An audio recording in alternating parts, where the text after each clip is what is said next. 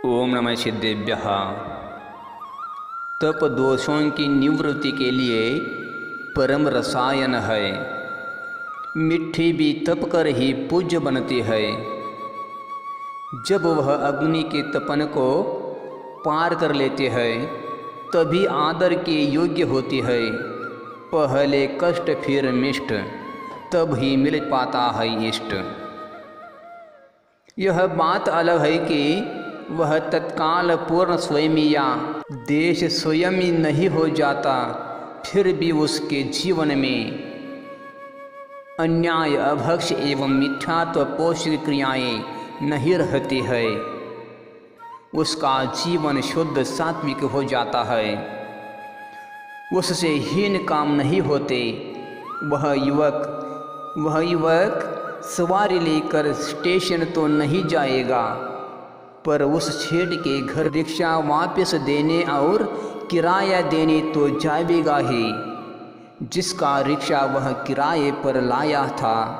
प्रतिदिन शाम को रिक्शा और किराए के 10 रुपये दे आने पर ही उसे अगले दिन रिक्शा किराए पर मिलता था। यदि कभी रिक्शा और किराया देने न पावे तो सेठ घर पर मोहल्ले वालों के सामने उसकी इज्जत उतार देता था। आज वह सेठ के घर रिक्शा देने बिन जाएगा, उसे वही वैसा ही छोड़कर चल देगा, तब फिर क्या वह सेठ उसके घर जाएगा? हाँ जाएगा, अवश्य जाएगा, पर रिक्शा लेने नहीं, रुपये लेने नहीं, अपने लड़की का रिश्ता लेकर जाएगा। क्योंकि यह पता चल जाने पर कि इसके करोड़ों रुपये बैंक में जमा है, कौन उसे अपनी कन्या देकर कृतार्थ न होना चाहेगा। इसी प्रकार किसी व्यक्ति को आत्मानुभव होता है तो उसके अंतर की हीन भावना तो समाप्त हो ही जाती है, पर साथी से पुण्य के प्रताप से लोक में भी उसकी प्रतिष्ठा बढ़ जाती है। लोक भी उसके सद्व्यवहार से प्रभावित होता है। ऐसा सहज ही निमित्त नैमित्तिक संबंध है। ज्ञान हो जाने पर भी जिस प्रकार कोई असभ्य व्यक्ति उस रिक्शे वालों जैसा व्यवहार भी कभी कदाचित असद व्यवहार कर सकते हैं, करते भी देखे जाते हैं, पर यह बहुत कम होता है। यद्यपि अभी वह वही मैला कुचैला फटा कुर्ता पहने हैं, मकान भी टूटा फूटा ही है, क्योंकि ये सब तो तब बदलेंगे जब रुपये हाथ में आ जाएंगे। कपड़े और मकान श्रद्धा ज्ञान से नहीं बदले जाते, उनके लिए तो पैसे चाहिए। तथापि उसके चित्त में आप कहीं भी दरिद्रता या हीन भावना का नामो निशान भी नहीं पाएंगे।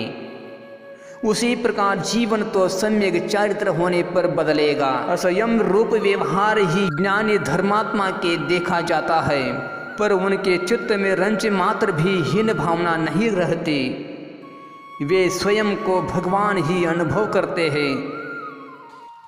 जिस प्रकार उस युवक के श्रद्धा और ज्ञान में तो यह बात एक क्षण में आ गई कि पर करोड़पतियों जैसे रहन सहन में अभी वर्षों लग सकते हैं। पैसा हाथ में आ जाए तब मकान बनना आरंभ हो, उसमें भी समय तो लगेगा ही। उस युवक को अपना जीवन स्तर उठाने की जल्दी तो है, पर आधीरता नहीं, क्योंकि जब पता चल गया है तो रुपये भी अब मिलेंगे ही। आज नहीं तो कल, कल नहीं तो परसों, परसों लगने वाले नहीं है। उसी प्रकार श्रद्धा और ज्ञान तो क्षण भर में परिवर्तित हो जाते हैं, पर जीवन में स्वयं आने में समय लग सकता है। स्वयं धारण करने की जल्दी तो प्रत्येक ज्ञानी धर्मात्मा को रहती ही है, पर अधीरता नहीं होती, क्योंकि जब सम्यक दर्शन ज्ञान और संयम की रुचि गई है तो इस भव में नहीं तो अगले भव में, उसमें नहीं तो उससे अगले भव में स्वयं भी आएगा ही। अनंत काल यों ही जाने वाला नहीं है। अतः हम सभी का यह परम पावन कर्तव्य है कि हम सब स्वयं को सही रूप में जाने, इस बात को गहराई से अनुभव करें कि स्वभाव से तो हम सभी सदा से ही भगवान ही है। इसमें शंका आशंका के लिए कहीं कोई स्थान नहीं है।